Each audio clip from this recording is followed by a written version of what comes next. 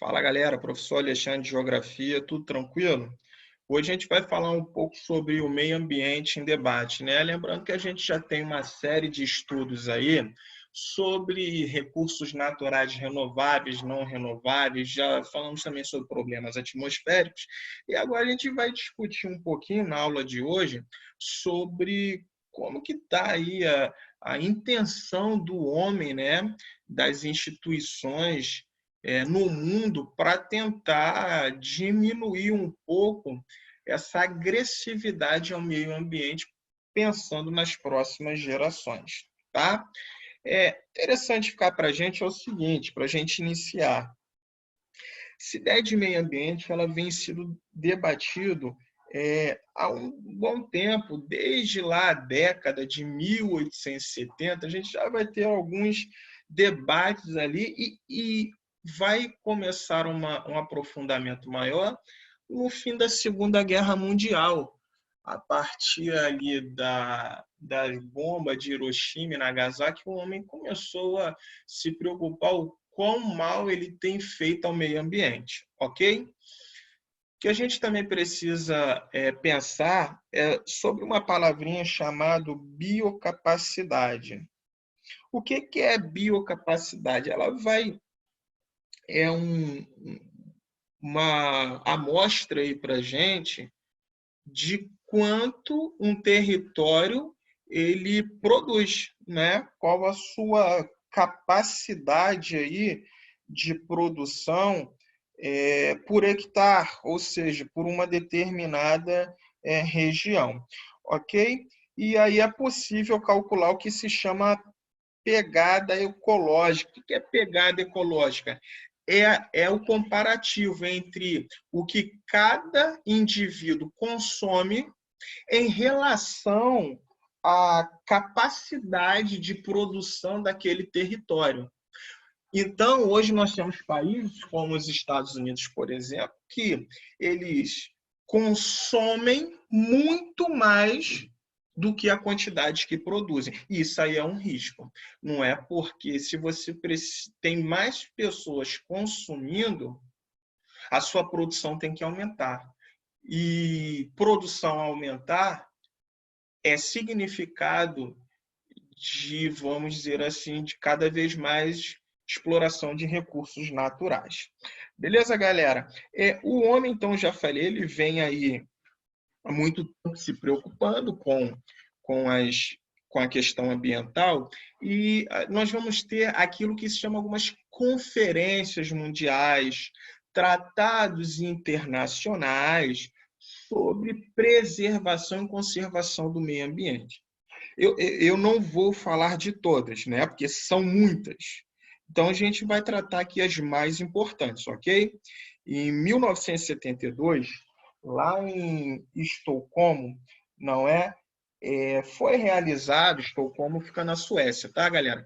Foi realizada essa primeira conferência mundial pelas Nações Unidas, ok? Pela ONU, na tentativa de ver algum padrão como que o ser humano vai tratar o meio ambiente. Então, vamos dizer assim, é uma oficialização dessa relação do homem com o meio que ele vive.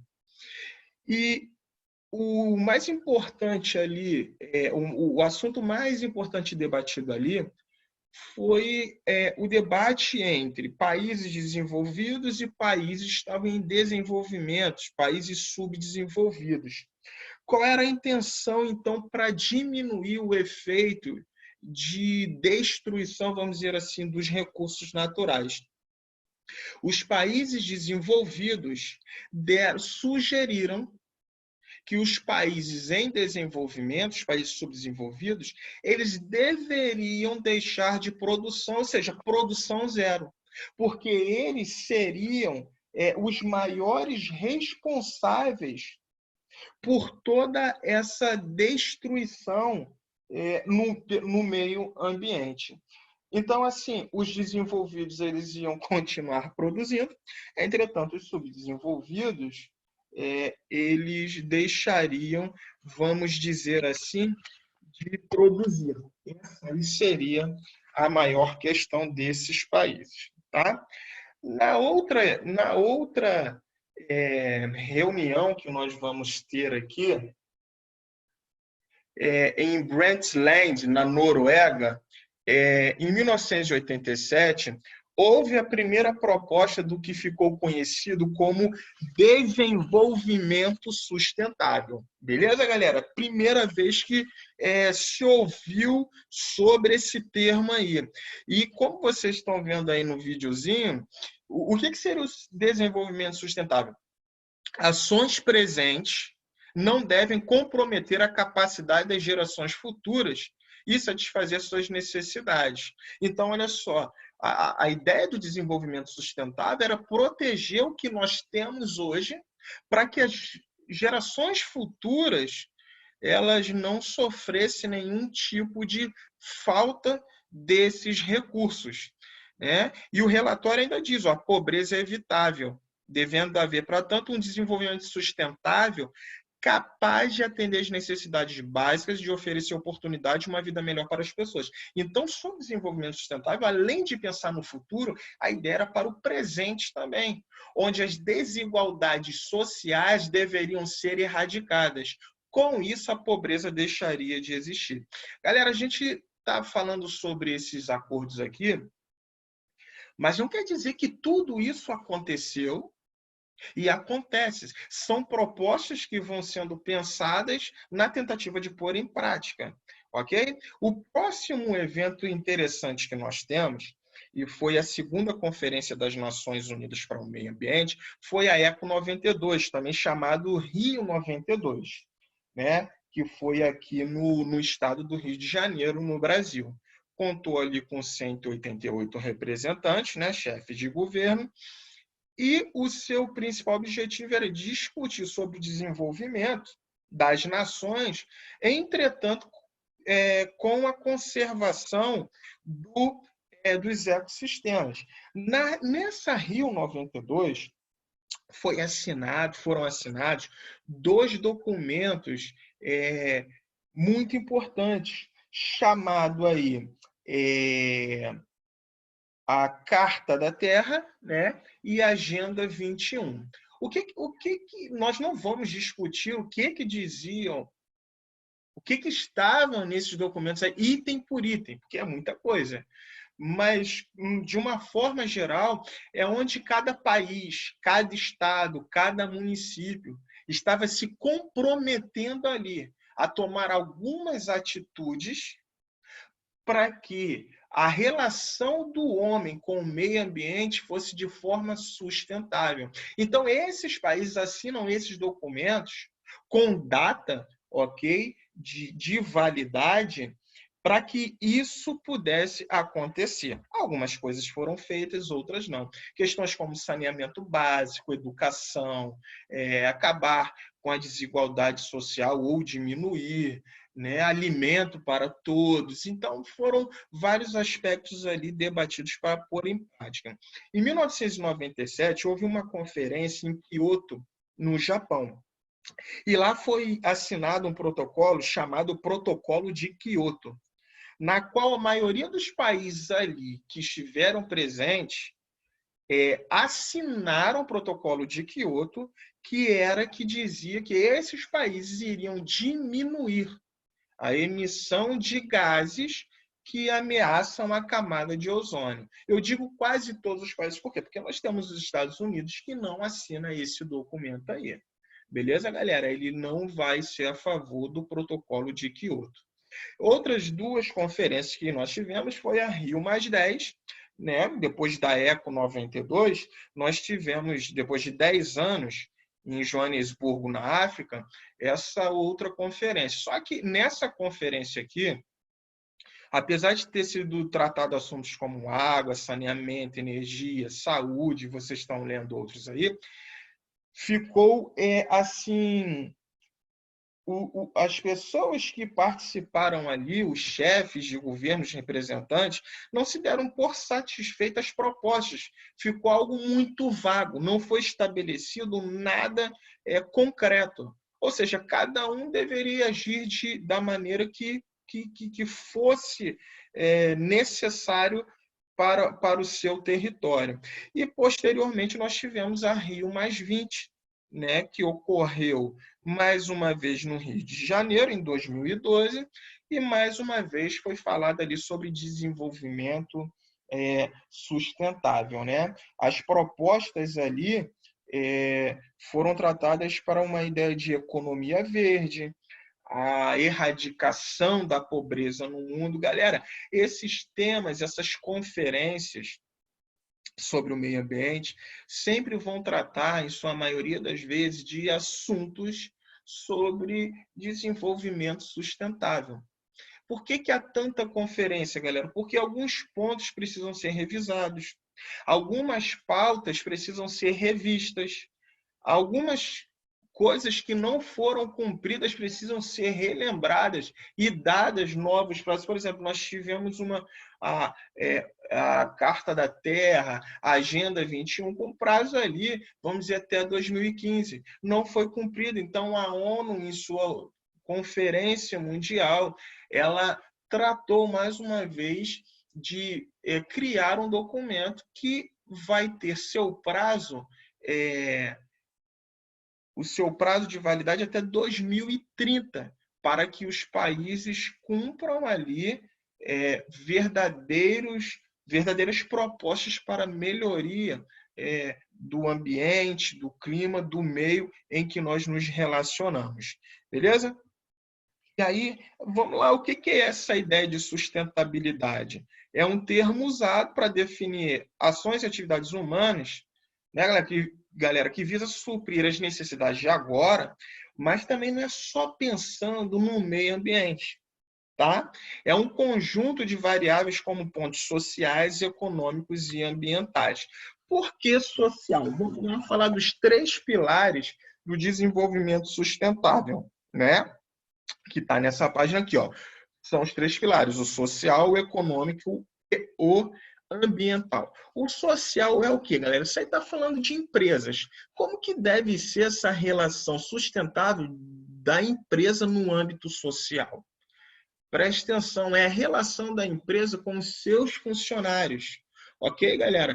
Como que ela trata os seus funcionários? Muito mais do que cumprir a legislação trabalhista, é dar condições para que o funcionário sempre melhore, tenha oportunidade de crescer dentro da empresa. Então, nós temos um ambiente saudável, um ambiente social dentro da sustentabilidade. O outro pilar que nós temos é o econômico. O que é o econômico, galera? É a empresa ser capaz ali de produzir, distribuir, vender seus produtos de uma forma coerente, onde ela possa, de forma justa, concorrer com outras empresas, né? Ter uma relação justa de mercado. E isso é importante. Além disso, a parte econômica vai se relacionar ali com a venda dos produtos para os seus clientes, está sendo vendido de uma forma ali, o valor é compatível com as pessoas que vivem ali, tem uma exploração muito grande da mão de obra de seus trabalhadores, então tudo isso é visualizado no pilar econômico da sustentabilidade. E por último, nós vamos ter o ambiental, né, galera? Aí já está até dizendo, são empresas que vão explorar os recursos que necessitam para a sua produção, mas pensando na reposição e até mesmo na conservação desses produtos, desses recursos aí. Beleza, galera? E nós vamos perceber o seguinte, conforme foi passando o tempo, além dessas conferências mundiais da ONU, existiram aquilo que se chama também, galera, que vai se chamar os movimentos ambientalistas. O que são os movimentos ambientalistas? São movimentos sociais, né, aí criados pela população para que possa lutar contra aqueles, principalmente empresas, que estão tratando o meio ambiente de qualquer forma, estão levando o meio ambiente à destruição total. Nós temos vários movimentos, nós temos aí a contracultura. O que foi a contracultura?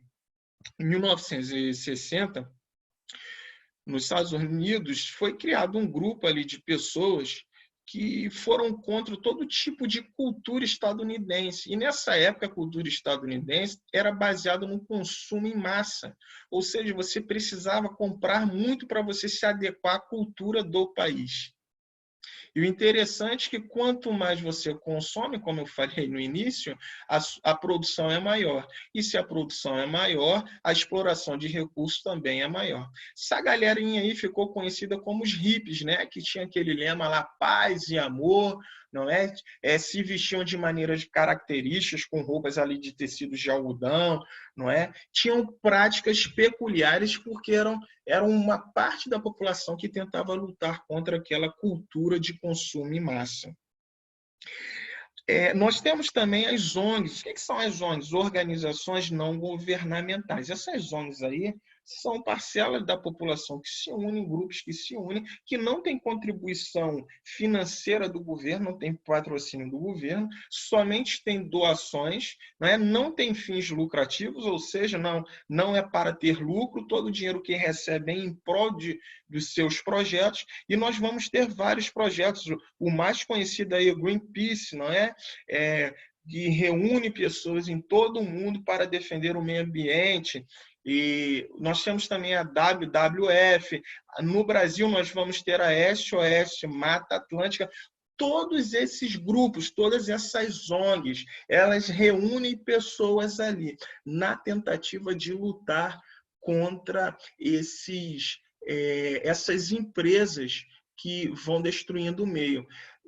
E além delas fazerem protestos, manifestações, nós vamos ter também ali elas preocupadas em darem palestras, ensinarem, mostrarem como deve ser a relação com o meio. Além disso, nós temos também movimentos que vão começar individualmente, né? Tem muito aparecido aí na mídia aquela jovem, a Greta, né? Que ela faz movimentos ali, ela já esteve na cúpula do clima, já esteve ali em reuniões do G7, para quê? Na tentativa de protestar contra os mares que estão sendo produzidos, né? E formando ali problemas atmosféricos. Nessas manifestações individuais que começa a existir muitos seguidores e aí começa a se formar essas ONGs aí em prol do meio ambiente. Beleza, galera? Para a gente finalizar, meio ambiente e cidadania. O que é ser cidadão? Cidadão é você estar dentro de um país onde você tem seus direitos e seus deveres. Né? Você precisa praticar seus direitos, mas você precisa cumprir seus deveres.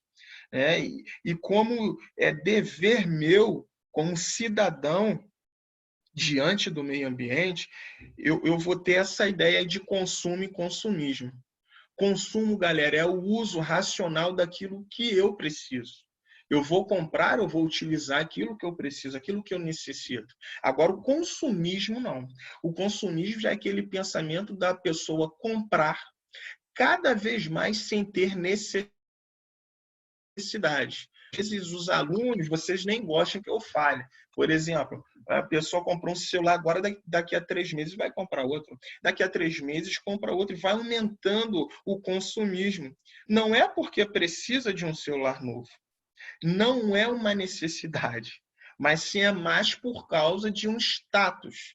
Não é? E isso, cada vez mais, vai prejudicando o meio ambiente. Só para você ter uma ideia, para a produção de um celular, de um smartphone, são utilizados mais de 40 elementos químicos presentes na tabela periódica. E depois, quando você precisa eliminar um celular, aquele lixo eletrônico, se não for descartado em lugar correto, isso vai produzir danos para o solo, para o meio ambiente. Outra questão também que a gente precisa aprender é reciclagem de lixo. Eu sei que no Brasil é difícil a gente ter lixos seletivos, porque nós fazemos em casa, mas quando vem um caminhão de lixo, o que acontece? Quando ele vem recolher o lixo, ele acaba misturando o lixo todo.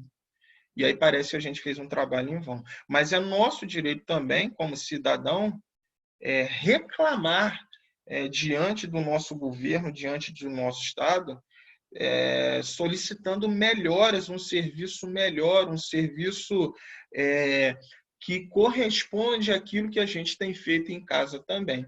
E outras formas de participação, aí nós temos muitas, né, galera? Evitar o consumo e o uso em excesso de água, e tantas outras coisas, né? O consumo exagerado de alimentos, vestuário, são coisas que nós precisamos ter em mente, que nós precisamos participar de toda essa campanha em benefício de proteção ao meio ambiente. Que às vezes nós, como cidadãos, nós só queremos cobrar. Mas qual é o meu papel como cidadão? Será que é só cobrar ou eu também preciso participar juntamente com o meu governo? Beleza, galera? Espero que vocês tenham entendido aí a aula sobre o meio ambiente em debate. Tá? Se tiver alguma dúvida, coloca lá nos comentários que a gente responde. E um forte abraço do professor Alexandre de Geografia.